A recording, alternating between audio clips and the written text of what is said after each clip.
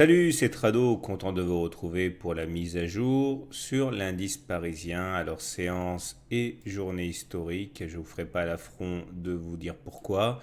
En tout cas, la bougie du jour, j'en ai pas connu beaucoup des comme ça. Et on verra ça au niveau des volumes également. Alors le plus important, ce qui crève les yeux, c'est le Island Reversal. Souvenez-vous, on a eu un Island Reversal ici déjà. Et derrière, on a eu une accélération haussière. Island Reversal, ça veut dire que vous avez un paquet de bougies comme ça qui va être séparé des autres bougies par des gaps. Un gap de part et d'autre en fait du paquet de bougies, comme on a pu en avoir un ici. Et c'est un signal extrêmement puissant en temps normal qui normalement nous invite à considérer qu'on n'a pas fait les plus bas aujourd'hui. On remarquera également plusieurs choses. Le SAR, le fameux SAR qui était rouge, qui a été cassé ici et qui a entraîné une période de hausse, eh bien ce SAR vient d'être cassé à la baisse ici. Et vous savez comment ça fonctionne, j'en parle suffisamment souvent. Quand on casse le SAR à la baisse, généralement on n'a pas fait les plus bas non plus. Statistiquement, c'est toujours pareil, hein. Il y a bien un moment où ça ne fonctionne pas, mais vous avez vu, ça a fonctionné les dernières fois. Ça s'est passé là, la dernière fois qu'on a cassé le SAR à la baisse. C'était ici, vous voyez, une petite remontée, puis derrière, badaboum. Pareil avec le super trend qui a été cassé à la hausse, entraînant donc une accélération haussière. Et puis là, le super trend est cassé à la baisse. Alors, je vais enlever tout ça tout de suite pour gagner un petit peu de visibilité. Et voilà. Que dire? On est baissier sur tous les critères. On est en dessous d'une moyenne mobile à 20 séances qui descend. On est en dessus du nuage avec confirmation de la lagging span puisque la lagging span est en dessous des cours. Et également, notez que ça aurait pu être pire en fait. Ça aurait pu être pire à plusieurs égards, notamment à cause du fait que au pire de la séance, on allait chercher les 4010, on a tutoyé le seuil psychologique des 4000, mais finalement, on a réussi à rebondir et on termine à l'intérieur des Bollinger. Alors ça, c'est assez intéressant puisque du coup, la Bollinger inférieure joue un rôle de support. À noter également que les indicateurs techniques se sont sérieusement dégradés avec un momentum qui était déjà négatif et qui l'est encore davantage. Le RSI qui maintenant repasse en dessous de 50. C'est pour ça que j'aime bien utiliser. On me demande pourquoi je mets le momentum et le RSI parce que c'est très souvent proche, oui, mais pas toujours parce que justement hier le RSI était encore positif, mais le momentum ne l'était pas. Et c'est vrai que ça me permet de filtrer les faux signaux. Par contre, le MACD vient bien de croiser son signal à la baisse. Quand ça croise à la baisse, généralement ça baisse. Ça a été le cas ici. Croisement à la baisse et derrière, badaboum. Et là, on a eu un croisement à la hausse qui s'est manifesté par 3 séances de hausse. Et là, croisement à la baisse. Regardez ces volumes absolument gigantesques hein, par rapport à la moyenne. La dernière fois qu'on a eu des volumes comme ça, il faut remonter sur ces niveaux-là. Il faut remonter à, je vous donne dans le 1000.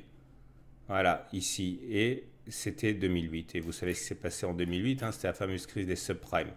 Donc vous comprenez que la séance n'est pas très encourageante. Maintenant, il y a des éléments favorables. Le premier élément favorable, je l'ai déjà dit, c'est qu'on a préservé la Bollinger inférieure.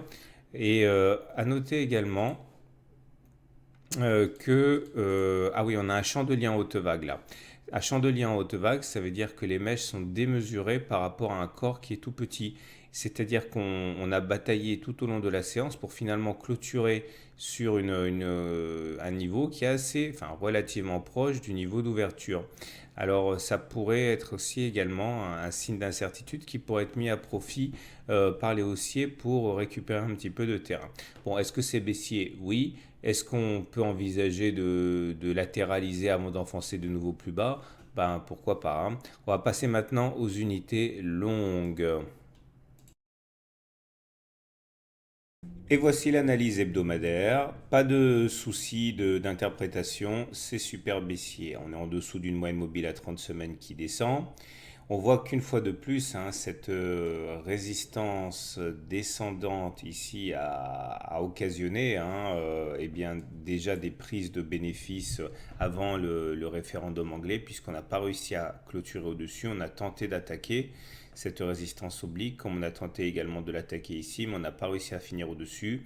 Et il faudra vraiment compter sur cette résistance oblique avant de penser à une quelconque rémission.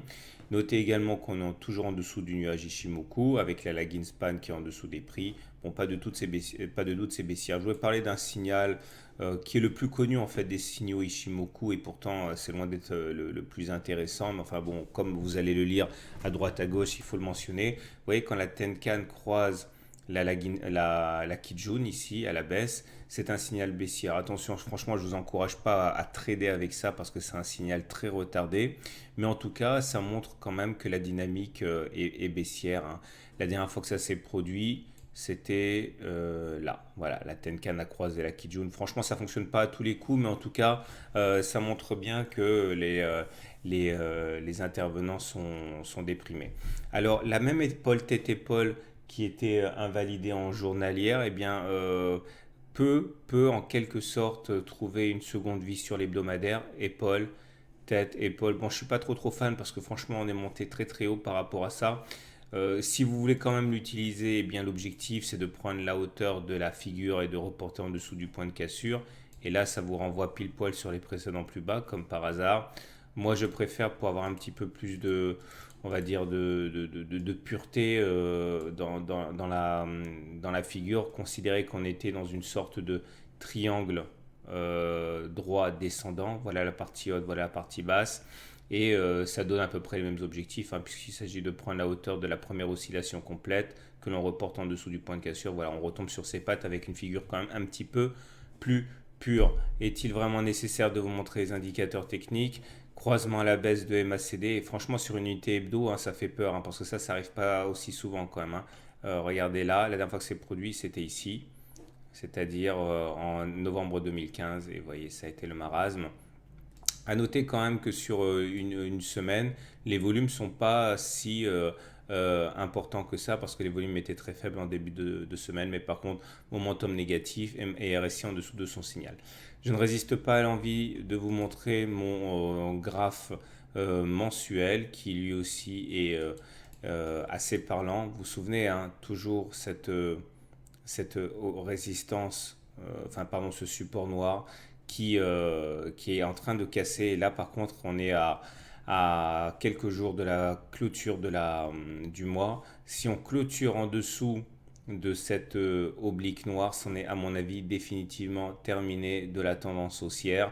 Bon, ça ne veut pas dire qu'on va entamer une tendance baissière, hein, puisque quand on casse une tendance haussière, ça peut vouloir dire soit tendance neutre, c'est-à-dire latéralisation, soit baisse, mais en tout cas, il ne faudra pas penser à aller tutoyer les précédents sommets ici aux alentours de 5200 avant un bon bout de temps. Surtout que si on prend la moyenne mobile à 20 mois, je vais l'adapter. Voilà, vous voyez, elle commence à adopter une pente légèrement décroissante. C'est pas la première fois, hein, ça a déjà été là. On va dire que globalement elle est plate, mais plus on attend, plus elle va se retourner à la baisse, plus elle sera difficile à repasser à la hausse, avec bien sûr, hein, en ligne de mire le spectre d'une situation comme en janvier 2008 ou en août 2011 où on est passé en dessous d'une moyenne mobile à 20 mois qui descendait. Pour l'instant, la moyenne mobile à 20 mois ne baisse pas encore. Notez également le travail phénoménal de la Kijun qui depuis 6 mois eh bien, empêche les cours de repasser à la hausse. Donc regardez bien la Kijun également sur vos graphiques. Voilà, il ne me reste plus qu'à vous souhaiter une bonne soirée, de bons trades.